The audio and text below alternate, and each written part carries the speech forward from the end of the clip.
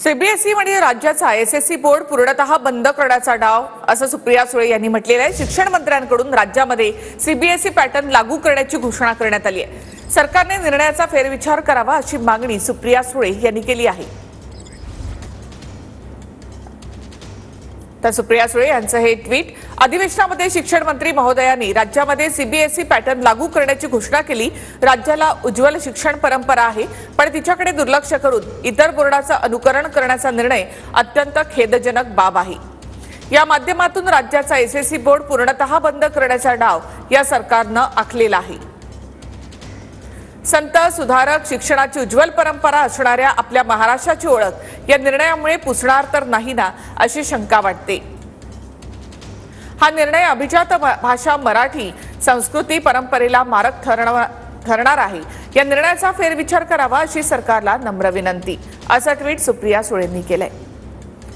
तर सीबीएसई पॅटर्नचा नेमका वाद काय आहे ते आपण पाहूया। 2025-26 पासून पहिलीसाठी सीबीएसई पॅटर्न लागू करण्यात येतोय अशी घोषणा दादा भुसे यांनी केली आहे। पहिल्या टप्प्यामध्ये इयत्ता पहिलीसाठी अभ्यासक्रम लागू होईल। शालेय अभ्यासक्रमामध्ये 70% आणि 30% असा फॉर्म्युला वापरला जाईल। भाषा आणि इतिहास विषयाबाबत कोणतीही तडजोड केली जाणार नाही। सरकारच्या घोषणेनंतर शिक्षक आणि पालकांमध्ये संभ्रम निर्माण झाला। इतिहासामध्ये राज्य शिक्षण मंडळाच्या अखत्यारीमधील मराठा साम्राज्याचा इतिहास शिकवला जाईल।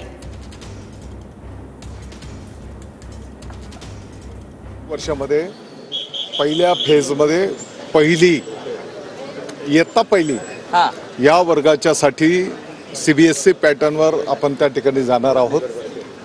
पुढच्या वर्षाच्या मध्ये 2 टप्प्यांमध्ये पुढचे जे वर्ग आहेत त्याच्यामध्ये सीबीएसई पॅटर्न आपण ॲडॉप्ट करणार आहोत। जे विद्यार्थी आता दुसरीला, तिसरीला, चौथीला, पाचवीला जे कोण आहेत त्याला आतापर्यंतचं त्याचं शिक्षण आपल्या रेग्युलर पॅटर्नमध्ये आणि मध्येच त्याचा जर संपूर्ण आपण सगळ्या वर्गांचं जर आपण चेंज केलं तर त्या विद्यार्थ्यांना पण ते ॲडॉप्ट ते करू शकणार नाहीत। आणि न्यू एज्युकेशन पॉलिसीच्या अंतर्गत जे काही आपल्याला बदल करायचे ते बदल आपण करावेत। त्या पद्धतीने तिथं चांगली एज्युकेशन सिस्टम ही फार प्रायमरी पासून ते फार हायर सेकंडरी एज्युकेशन नाही तर टेक्निकल एज्युकेशन पर्यंत करावे, यासाठी कष्ट करावे लागतात। पण या सरकारला कष्टाचं एक क सुद्धा तिकडे जमत नाही।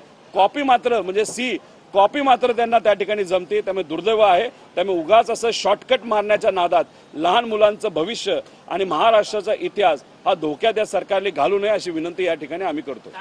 सीबीएसईच्या धर्तीवर आपलं राज्य मंडळ त्या ठिकाणी अभ्यासक्रम बनवते आहे। पूर्ण कंटेंट आपण सीबीएसईचे घेतोय आणि आपले पण कंटेंट त्याच्यामध्ये टाकतोय आणि त्याच्यामध्ये आपण पूर्णपणे काळजी घेतोय की आपली अस्तित्वात असलेली शैक्षणिक प्रणाली कुठेही डिस्टर्ब होणार नाही। म्हणजे आपला इतिहास असेल किंवा आपली मराठी भाषा आहे ती निश्चितपणे ते पण राहीलच।